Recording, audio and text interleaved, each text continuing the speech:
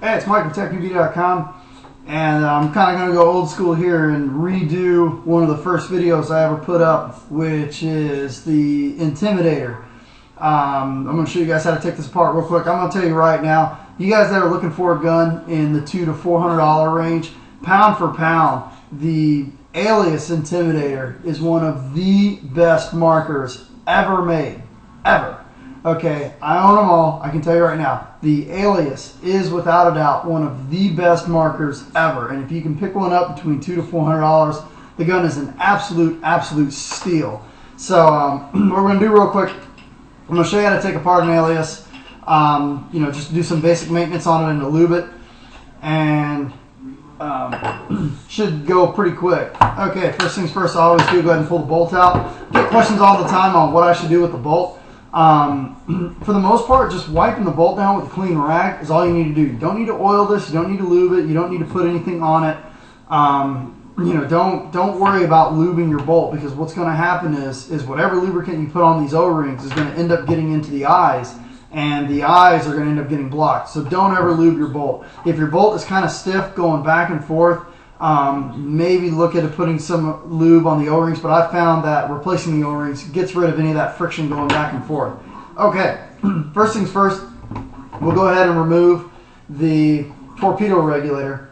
And I'm going to show you a little mod that I do on the torpedo regulators. I use a 90-degree, a regular 90-degree elbow fitting, and a straight fitting. What I do is I put this into a vise with a spare ASA. Let me see if I can find one here.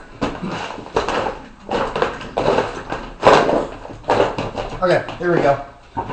And in order to get this to line up perfectly straight like that, what I'll do is I'll take a regular ASA, screw it into it like that, and then I'll put this in a vise and then use the ASA as extra leverage to twist this down so it's nice and flush. This way you can get the fitting to line up behind the trigger guard. And then what I'll do is, depending on when it screws in, from what I found, most of the time the square O-ring or a nice thick O-ring at the base here will allow your regulator to snug up perfectly and be sitting just like that in front of the trigger guard. Just something I kind of like. I don't like having my fittings sticking off to the side. I like them to be lined up perfectly, but that's what I do on my fittings here on my torpedo regulators. I did it on all the Rendition aliases and it works awesome. All right, first things first, let's go ahead and take apart the torpedo. Torpedo is real easy to take apart. Just unscrew the bottom part. And then what I use is a pair of needle nose pliers. Okay, and pull it out. Now inside of the regulator, you're only going to have three parts. You're going to have what I like to call the coin, and that goes down into the torpedo first. So you have your coin, stick that down in the torpedo first. Then you have your spring, stick that down in there. And then you have your piston. Now, Dow 55 is what I recommend on an Intimidator. It works great. Just use Dow 55. Don't worry about it. Now, on the piston, you're going to see it's got two parts to it. A thicker side, which fits perfectly into the spring, and it's got a side here with a concave, which goes up and depresses the pin. So always make sure that the concave is facing towards the pin. So once you wipe this down and lubricate it, go ahead and stick it down back inside there, screw it back together. And you just rebuilt your torpedo. Now I will tell you that I have seen people make mistakes with their torpedo rig. It's a common mistake to make. The torpedo, as you can see, has two holes. It's got one in the front, one in the back. Okay, the two holes, one is a gauge port, which bypasses the entire rig, and one is an air port. So with the torpedo, if you look inside the hole and you see a black hole, meaning that you don't see anything, it's just black inside there, that is the gauge port. Always leave that side plugged. If you see inside the hole, you see a little brass spring and some brass parts inside there, that's the correct hole that the air is supposed to go into. I can't even tell you how many aliases I've seen or Intimidators I've seen where people take the fitting and they swap it and they put it over here and it basically just bypasses the reg. It just turns into a gas through regulator. So make sure that you always get your air hole correct. Okay, next thing we'll take apart is the low pressure regulator. Okay, once again, the low pressure regulator is just like the torpedo. Very simple. You have your piston Now your piston's going to have two parts to it. You're going to see one side with the concave, one side that's a little bit bigger. The side that's a little bigger faces towards the spring. The concave faces towards the pin. So how you do this is when you put this back together, always put your piston in there first with the little concave or the divot facing in first, the big side facing out. Stick that in there first. Then take your spring, stick it in, and then take your coin, or your washer, some people call it, but I call it a coin. Put your coin in last. Okay, low pressure regulator has been lubricated and cleaned, very easy. Now what we'll do is we'll lubricate the ram. Take the ram out to clean it. Okay. And then that's the ram. This is real easy to lubricate. I've seen some people, sometimes what they'll do is they'll take they'll take Dow 55 and put it on the entire ram. You don't have to do that. The ram just glides on the O-rings. So just lubricate the O-rings. And some people ask, how much lube should I put on there? Basically, I put just enough on there to where the ram doesn't slide back and forth on its own. So if you put it inside there and you hear the ram go, on its own, put a little bit more lube on there. You kind of want it to stick a little bit in the middle. And then go ahead and drop that inside there. Screw on your adjustable ram cap. I definitely recommend the adjustable ram caps.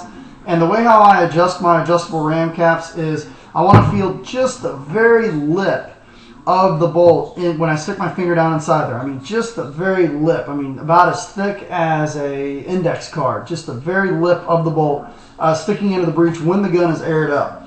Okay. Now what we'll do is we'll show you how to get to your poppet on an Intimidator. Now, for the most part, you shouldn't really have to worry about messing with this unless you're getting a leak down your barrel. And in that case, you may have to take a look at your poppet and clean it out. Okay, the first thing I do is always remove the grip screws. And I'm kind of doing an advanced way of doing it. And then what you do is they have a grub screw just underneath the LPR block right near the barb. Get my Allen key, there we go. That you have to loosen up. So you give this about 5 turns. You don't have to pull it all the way out. Then what you do when you go to pull this out, you don't have to remove any of the hoses or anything like that. You can actually just stretch it out. There we go. It pops right out, and we should be able to pull the poppet out. There it goes. So that's how you remove your poppet. Loosen up the LPR block and slide it forward and pull out your poppet. So there's your poppet. So we'll go ahead and stick that back into the gun. We'll just kind of clean up that LPR block real quick. Alright. Stick it back on there. And you really want to snug this down tight, or as you're holding your regulator while you're playing, you're going to feel it wiggling. And then what you do is go ahead and slide everything back into the gun. And you just want to be really careful to make sure that there's no wires or hoses or anything kinked in here when you go to tighten this back up again.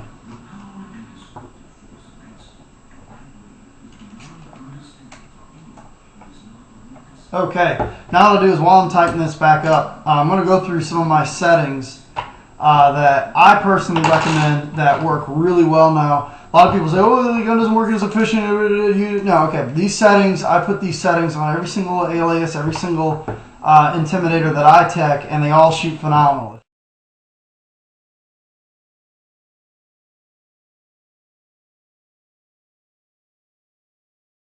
Finish out this episode, we're going to do some fan mail. And today's letter is from actually our loyal subscriber, Blaze Storm. Here's the letter. Dear Mike, love your show. As you may know, I consider myself the world's biggest Hanson fan.